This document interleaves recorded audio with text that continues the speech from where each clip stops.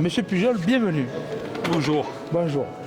Donc d'abord, je tiens à vous remercier pour votre participation, votre visite. Certes, vous m'aviez prévenu, rapide, puisque vous avez d'autres engagements, mais le fait d'être présent nous honore parce qu'on est attaché à mettre en valeur tous ceux qui, dans le 7e arrondissement, portent des valeurs, des idées. Et on ne peut pas dire que votre plume laisse indifférent. Elle ne peut pas laisser indifférent parce que vous parlez de l'actualité, des tragédies, mais en apportant des éclairages qui sont souvent pas vus par d'autres ou mal vus. Voilà.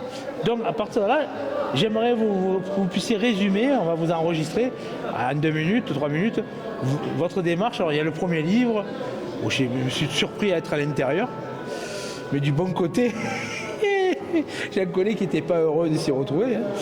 Deuxième, et là, c'est on dirait l'épilogue, malheureusement, d'une situation qui est dramatique.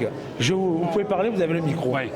En fait, donc, j'ai fait 3 livres, dit la trilogie du monstre.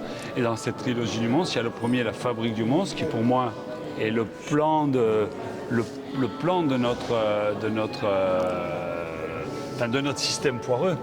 Et dans le deuxième livre, qui s'appelle La chute du monstre, c'est un pamphlet qui a pour objectif de faire chuter à un moment important de l'histoire de la ville, de faire chuter ceux qui pour moi sont en responsabilité des chutes de l'immeuble de la rue d'Aubagne. Et dans mon 3e livre, Cramé, Les enfants du monstre, je raconte comment ce monstre-là, c'est-à-dire ce que j'appelle le monstre, c'est toutes les malfaçons de notre République, le clientélisme, la corruption, les foirées politiques. Eh bien, je raconte comment tout ce monstre-là va générer une radicalisation délinquante, et cette radicalisation délinquante va se nourrir, va dévorer des gamins qui sont appelés les cramés. Et je raconte l'histoire, la trajectoire de ces gosses, les cramés, donc c'est-à-dire des gamins qui sont utilisés par les réseaux de stupéfiants pour leur vulnérabilité, donc des jeunes en rupture familiale, en rupture psychiatrique, psychologique, et donc tous ces jeunes-là vont sombrer dans les trafics de stupes, et pour certains vont devenir des esclaves, malheureusement beaucoup, et une petite portion de ces esclaves vont basculer chez les bourreaux, ce qu'on va appeler les bébés tueurs. Et ces bourreaux-là, moi je ne suis pas là pour les excuser, mais je suis là pour expliquer comment ils en arrivent à devenir des bourreaux. Et c'est très important, parce que si demain on veut qu'il n'y ait plus de bourreaux, si on veut qu'il n'y ait plus d'assassins, il faut le traiter en amont, parce que c'est juste pour interpeller les gens, c'est important, il faut le faire. Mais en attendant, ça n'arrêtera pas le mécanisme qui les amène là. Donc moi, mon but, c'est de décrire ces mécanismes pour que les pouvoirs publics, au sens large, se saisissent de ces problèmes-là et essayent d'apporter des réponses politiques, et uniquement politiques. C'est la seule réponse possible à notre problème. Alors justement, là, puisque tu parles, tu décris bien cette situation et pourquoi, tu espères en tout cas que ton témoignage, ton livre puisse aider à prendre des mesures en amont. Voilà. Est-ce que tu as un point de vue sur ce qu'on appelle la DZ Mafia là? Oui. La DZ Mafia, c'est pas une mafia déjà, c'est une marque. C'est une franchise. Pour faire très court, aujourd'hui, les trafics de stupes se sont réorganisés. Pas vraiment en le réfléchissant, ça s'est fait assez naturellement depuis les années 2010. Donc ça a mis 10 ans de réorganisation. Et aujourd'hui, on est ubérisé comme la société légale. Mais c'est dans l'illégal, donc c'est pire. Ça veut tout simplement dire que grossistes, transitaires, semi-grossistes et vendeurs de terrain, détaillants, sont séparés les uns les autres. Ils n'ont que des rapports commerciaux, ils ne font pas partie d'une mafia, justement, d'un grand groupe, comme c'était le cas par le passé. Ce qui veut dire que la partie marseillaise, c'est uniquement la partie des semi-grossistes, qui sont les membres, par exemple, de la DZ Mafia, donc des bandits violents, puissants, avec de l'argent, avec des armes, mais qui ne sont pas très nombreux. Ils sont 300. 300 en comptant la petite armée, pas 300 chefs, ils sont 300. Et après, il y a toute l'armée de gamins dont ils utilisent les vulnérabilités, et eux, ils sont 20 000. Et ces 20 000-là, sur une année, sur une année glissante, on a 20 000 gamins. Ces gamins-là ne font pas partie de la DZ Mafia. Ils sont utilisés par la DZ Mafia. C'est pas tout à fait pareil.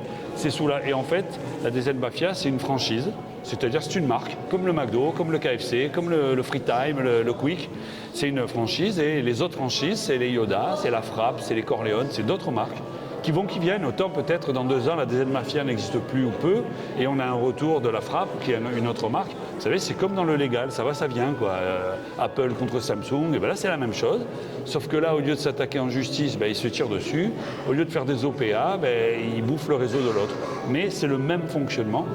Et donc c'est un fonctionnement qui va, comme dans le légal, utiliser une armée de, moi ce que j'appelle les mains noires, qui sont des gamins qui seront exploités, détruits et remplacés aussitôt.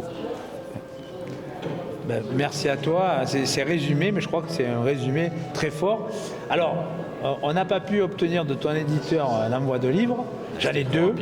Voilà, un, tu vas le dédicacer à Christian Pellicani, c'est moi, et Annie, mon épouse. Et puis il en reste un, s'il y en a un qui veut le prendre. Hop, il a levé la main le premier, vendu. Mais comme ils sont rares, ils sont plus chers. J'ai une question. Allez. Moi, je suis frappé quand on parle de la drogue, des organisations qui la vendent, etc. Il y a toujours un absent, c'est le consommateur. Oui. Et on dirait qu'il y a un tabou, peut-être parce que c'est les enfants de ceux qui font les lois. Et non, je vais répondre. Qui fait qu'on n'en parle jamais. Alors, la question a été posée, il a enregistré, il va te répondre.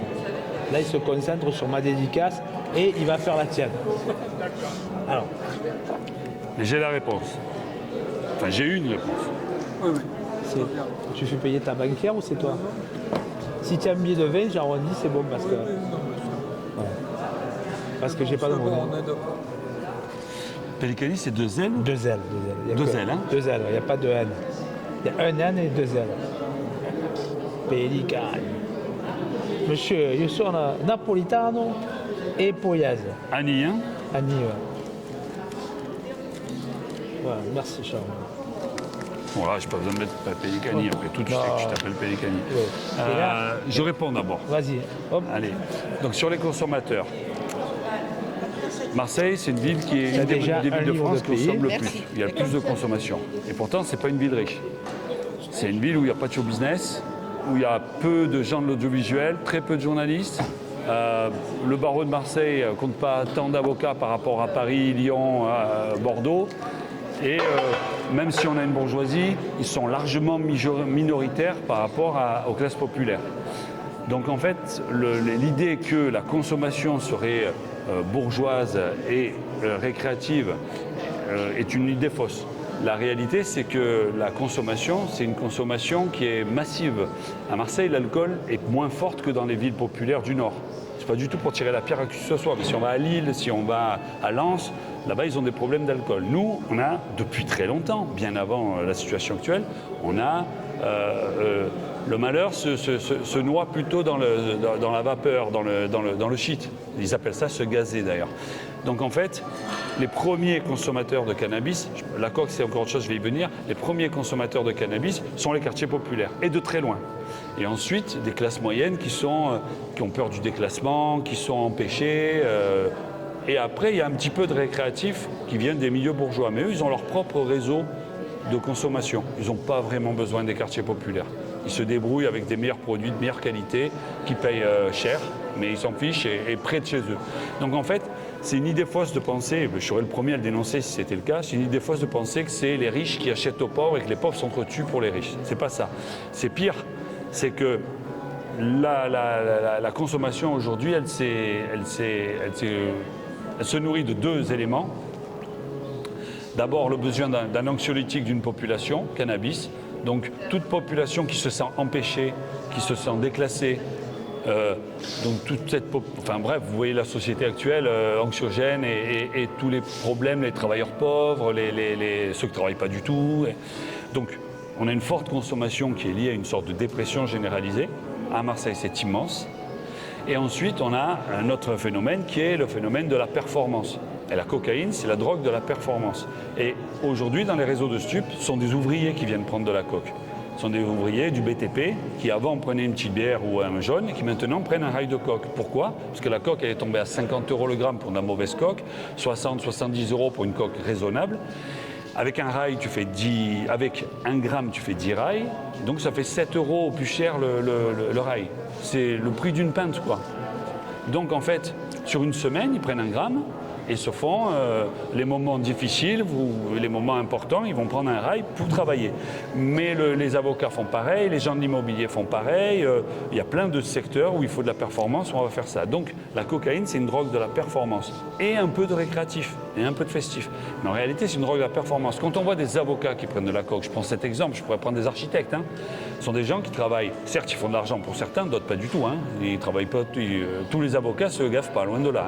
Ceux qui font des divorces, ils se régalent pas. Mais le truc, c'est qu'il faut beaucoup bosser. Et beaucoup bosser, c'est-à-dire beaucoup de dossiers pour faire rentrer des sous, il faut prendre de la coke. Donc c'est une population qu'on assimile à du récréatif, mais c'est pas du récréatif, c'est de la performance. Et pareil avec le milieu, le milieu de l'urbanisme, tout ça, où on a des milieux où on travaille beaucoup, et où on travaille au rendement, donc il faut envoyer. À Paris, c'est les journalistes. À Marseille, les journalistes sont tellement peu nombreux qu'ils ne font pas vivre un réseau. Et en plus, on n'a pas un journalisme très cocaïné à Marseille. Franchement, c'est pas le profil. C'est le pastis. Le vin rouge est plus, le vin rouge et le pastis est encore plus présent. On a un côté très provincial, y compris pour ça. Donc en fait, le problème, c'est un problème de santé publique. C'est-à-dire la consommation, c'est pas faire porter la responsabilité aux consommateurs, c'est plutôt nous, société, se dire mais pourquoi ça consomme ? Et pourquoi ça consomme ? Comment faire pour que ça consomme moins ? Et là, il y a plein de possibilités. Aucune n'est mise en place en France. C'est décriminalisation à la portugaise, c'est-à-dire c'est un premier stade de la dépénalisation, c'est-à-dire tu rends légale la consommation de stupes, légale juste la consommation, ni la vente, ni l'achat. Ce qui fait que tu rentres dans un cadre légal qui te fait passer dans la possibilité d'un parcours de soins, notamment quand tu passes devant la médecine du travail, quand on dit est-ce que vous prenez de la coke ? Oui, je prends de la coke. Bon, il va falloir qu'il y ait un parcours de soins avec des addictologues. Aujourd'hui, si on prend de la coke, la médecine du travail le voit aux yeux, au comportement, te dit vous prenez de la coke, le gars il répond non, systématiquement. Et là, tu peux rien faire. À part un courrier, un médecin du travail qui dit on suppose que, mais il ne se passe rien. Alors que demain, dans un cadre légal, il y a un traitement. Et quand il y a un traitement, il y a une baisse de la consommation. Donc ça demande de la prévention. Après, il y a plein d'autres choses. Il faut aussi se dire, est-ce qu'on doit travailler autant avec des rythmes aussi forts, aussi importants ? Ben non, la réalité c'est que, je sais que je prêche pour des gens convaincus, mais la division du travail permettrait de moins bosser, mieux, prendre moins de coke, Ce que je veux dire, c'est que les stupes, c'est ni plus ni moins que le symptôme d'une société entière. Pas que la délinquance, y compris les consommateurs. Et donc, le récréatif, il n'y a pas grand monde. Quelques bourges qui vont acheter dans les cités de temps en temps, histoire de se faire une petite aventure, il y en a, mais ce n'est pas eux qui provoquent les règlements de compte ou les morts. Voilà, c'est pas ça. Par contre, ça, c'est une stratégie, je vais jusqu'au bout, pardon. Vas-y. Souvent, on entend des politiques de droite qui vont dire, vous les bobos, vous prenez la consommation et après vous pleurez quand les enfants s'entretuent. Qu'est-ce que c'est le message derrière ? C'est vous les gens de gauche moralisateurs, quand on dit bobo on dit ça, vous les gens de gauche moralisateurs, vous êtes les consommateurs de drogue et après vous nous faites la morale sur il faudrait